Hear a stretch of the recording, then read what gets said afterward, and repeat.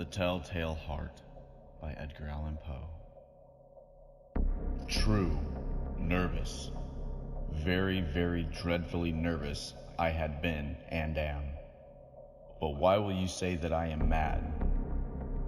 The disease has sharpened my senses, not destroyed, not dulled them. Above all was the sense of hearing acute. I had heard all things in the heaven and in the earth.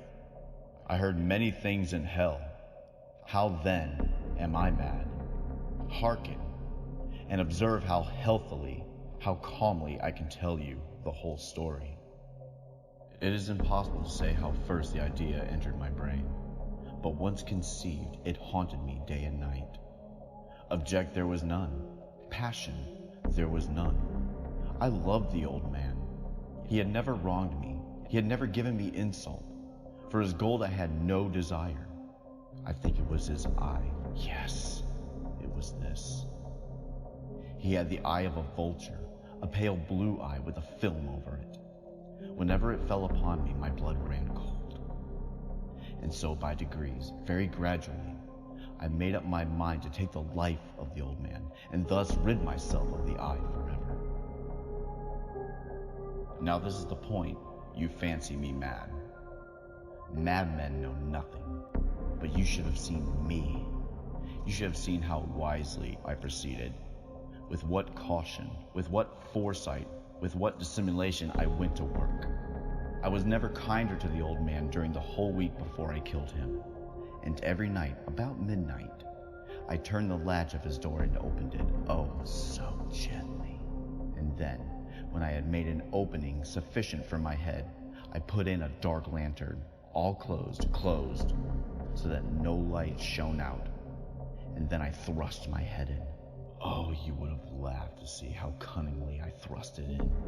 I moved it slowly, very, very slowly, so that I might not disturb the old man's sleep.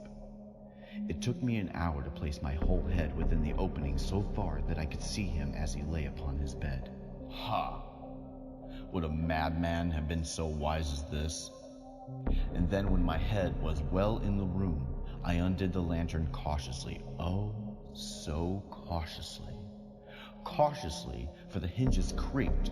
I undid it just so much that a single thin ray fell upon the vulture eye. And I did this for 7 long nights. Every night, just at midnight, but I found the eye always closed. And so it was impossible to do the work. For it was not the old man who vexed me, but it was his evil eye. And every morning, when the day broke, I went boldly into the chamber and spoke courageously to him, calling him by name in a hearty tone, and inquiring how he has passed the night. So you see, he would have been a very profound old man indeed to suspect that every night, just at 12, I looked upon him while he slept. Upon the 8th night, I was more than usually cautious in opening the door. A watch's minute hand moves more quickly than did mine. And never before that night I had felt the extent of my own powers, of my sagacity. I could scarcely contain my feelings of triumph, to think that there I was, opening the door little by little, and he not even to dream of my secret deeds or thoughts. I fairly chuckled at the idea, and perhaps he heard me, for he moved on the bed suddenly as if startled. Now you may think that I drew back, but no. His room was as black as pitch with a thick darkness, for the shutters were close fastened through the fear of robbers. And so I knew that he could not see the opening of the door, and I kept pushing it on steadily. I had my head in, and was about to open the lantern when my thumb slipped upon the tin fastening, and the old man sprang up in bed, crying out, "Who's there?" I kept quite still and said nothing. For a whole hour I did not move a muscle, and in the meantime I did not hear him lie down. He was still sitting up in bed listening, just as I have done, night after night, hearkening to the death watches in the wall. Presently I heard a slight groan, and I knew it was the groan of mortal terror. It was not a groan of pain or of grief, oh no. It was the low, stifled sound that arises from the bottom of the soul when overcharged with awe. I knew the sound well. Many a night, just at midnight, when all the world slept, it has welled up from my own bosom, deepening with its dreadful echo the terrors that distracted me. I say I knew it well. I knew what the old man felt and pitied him, although I chuckled at heart. I knew that he had been lying awake ever since the first slight noise when he turned in the bed. His fears had been ever since growing upon him. He had been trying to fancy them causeless, but could not. He had been saying to himself, "It is nothing but the wind in the chimney. It is only a mouse crossing the floor. Or it is merely a cricket who has made a single chirp." Yes, he had been trying to comfort himself with these suppositions, but he had found all in vain. All in vain, because death, in approaching him, had stalked with his black shadow before him and enveloped the victim. And it was the mournful influence of his unperceived shadow that caused him to feel, although he neither saw nor heard, to feel the presence of my head within the room. When I had waited a long time, very patiently, without hearing him lie down, I resolved to open a very, very little crevice in the lantern. So I opened it. You cannot imagine how stealthily, until, at length, a single dim ray, like the thread of the spider, shot out of the crevice and fell upon the vulture eye. It was open, wide open, and I grew furious as I gazed upon it. I saw with perfect distinctness all a dull blue, with a hideous veil over it that chilled the very marrow in my bones. But I could see nothing else of the old man's face or person, for I had directed the ray as if by instinct precisely upon the damned spot. And have I not told you what you mistake for madness is but over acuteness of the senses? Now I say, there came to my ears a low, dull, quick sound, such as a watch makes when enveloped in cotton. I knew that sound well too. It was the beating of the old man's heart. It increased my fury as the beating of a drum stimulates a soldier into courage. But even yet I refrained and kept still. I scarcely breathed. I held the lantern motionless. I tried how steadily I could maintain the ray upon the eye. Meantime, the hellish tattoo of the heart increased. It grew quicker and quicker and louder every instant. The old man's terror must have been extreme. It grew louder, I say, louder every moment. Do you mark me well? I have told you that I am nervous, so I am. And now at the dead hour of the night, amid the dreadful silence of that old house, so strange a noise as this excited me to uncontrollable terror. Yet for some minutes longer I refrained and stood still, but the beating grew louder. I thought the heart must burst, and now a new anxiety seized me. The sound would be heard by a neighbor. The old man's hour had come. With a loud yell, I threw open the lantern and leaped into the room. He shrieked once only. In an instant, I dragged him to the floor and pulled the heavy bed over him. I then smiled gaily to find the deed so far done. But for many minutes, the heart beat on with a muffled sound. This, however, did not vex me. It would not be heard through the wall. At length it ceased. The old man was dead. I removed the bed and examined the corpse. Yes, he was stone dead. I placed my hand upon the heart and held it there many minutes. There was no pulsation. He was stone dead. His eye would trouble me no more.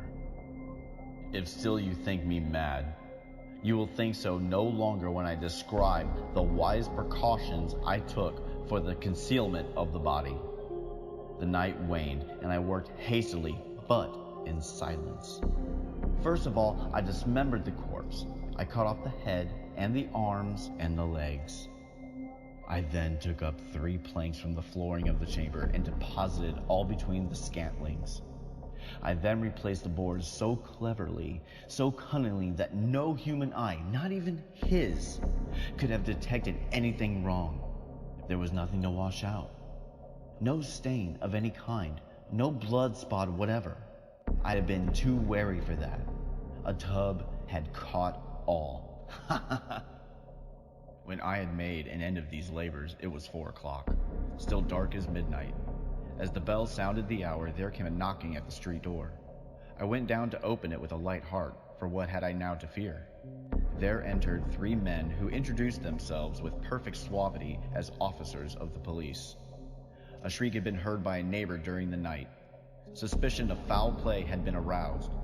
Information had been lodged at the police office, and they, the officers, had been deputed to search the premises. I smiled, for what had I to fear? I bade the gentleman welcome.